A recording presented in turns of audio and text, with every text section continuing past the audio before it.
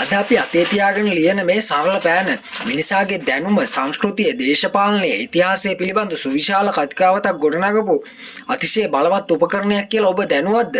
අද අපි බලන්න යන්නේ පෑන පිළිබඳව ඉතිහාසය, ගල් යුගයේ පටන් වර්තමානයේ දක්වා සිදු වූ විකාශය පිළිබඳවයි. පෑන් නිර්මාණය වීමට කලින් මිනිසා ලිව්වේ ගල් පෝරු, මැටි පෝරු, ගුහා බිත්ති මතයි. ඒ සඳහා උදාහරණ විදියට ඊජිප්තුවේ පෙපිරස්, මෙසොපොතේමියාවේ මැටි පෝරු ලිපි පෙන්වා දෙන්න පුළුවන්. එදා පෑන වෙනුවට රීඩ් පෙන් නමින් කැටදණ්ඩ භාවිතයටගෙන තියෙනවා. ඒ සඳහා ශාක කහට, මැලියම් වර්ග khනිජ ද්‍රව්‍ය වලින් තින්ත සකසාගෙන තියෙනවා. මධ්‍ය කාලය වන විට ලෝකේ පුරා අත්තකුරු ලියනු ලැබුවේ කුයිල් පෙන් භාවිතයෙන්ය. මේ සඳහා පක්ෂීන්ගේ පිහාටු භාවිතා කළ අතර කුකුළු, හංස, රාජාලි, උකුසු පිහාටු තුඩ තින්ත තුල පොඟවමින් ලිවීම සිදු කළහ.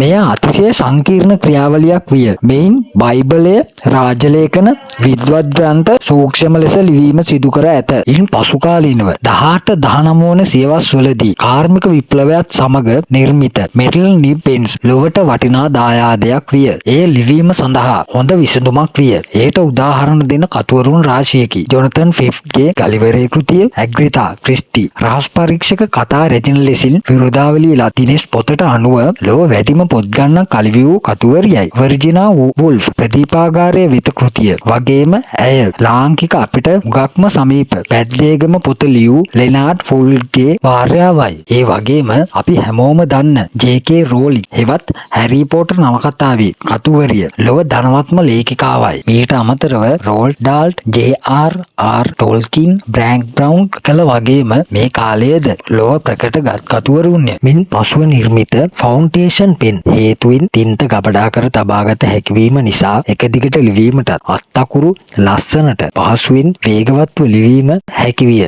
අදත් අත්සන් කිරීමට ශාස්ත්‍රීය ලිපිලේඛන ලිවීම සඳහා මෙය භාවිතය දැකිය හැකි. 20 වන සියවසේදී ලිවීමට ජනතාවට ලැබුණේ බෝල් පොයින්ට් පෙන් හරහාය. කුඩා ලෝහ බෝලය හරහා තින්ත ගලා යාම නිසා ලිවීම වේගවත්ව, පිරිසිදුව, පහසුවෙන් කිරීමට හැකිවිය. මෙහි නිර්මාතෘ හංගේරියානු ජාතික ලාස්ලෝ බීරෝ පුවත්පත් ලේඛකයෙකි. පුවත්පත් මුද්‍රණ තින්ත මෙනින් වියලෙන බව දැක ඒ තින්ත පෑනකට ගැලපෙනවද සිතීමෙන් ඒ සඳහා ක්‍රියාත්මක වීමෙන් අද අප භාවිතා කරන පෑන නිර්මාණය වීම සිදුවිය. ඔහු පරීක්ෂකයෙක්, නිරීක්ෂකයෙක්, ගවේෂකයෙකු ලෙසින් මේ සඳහා 1938 දී මූලික ආකෘතිය නිර්මාණය සිදු කළ අතර 1943 දී ආජෙන්ටිනාවේදී පේටන්ට් බලපත්‍රය ලබාගෙන මේ ලෝකයටම දායාද කිරීම සිදු කළහ. පාසල්, කාර්යාල, රජයේ ලිපිලේඛන ලිවීම පහසු හා සරල දෙයක් බවට පත්විය. අද දෛනික ජීවිතයේ අත්තකුරු ජීවිතය රැකගන්නේ මේ සරල පෑනෙනු. අද ලෝකයේ තාක්ෂණිකයි. ජෙල් පෙන්,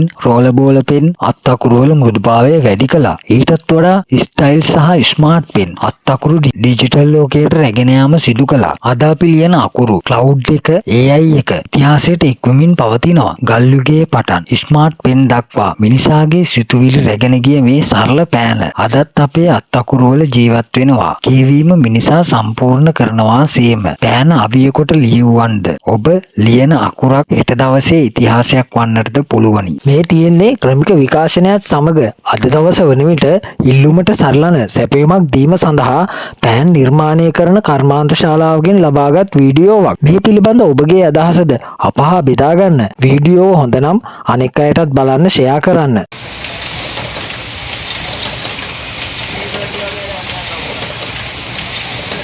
අපි දැන් වලින් නුවර මේවා දැකලා නැහැ නේ.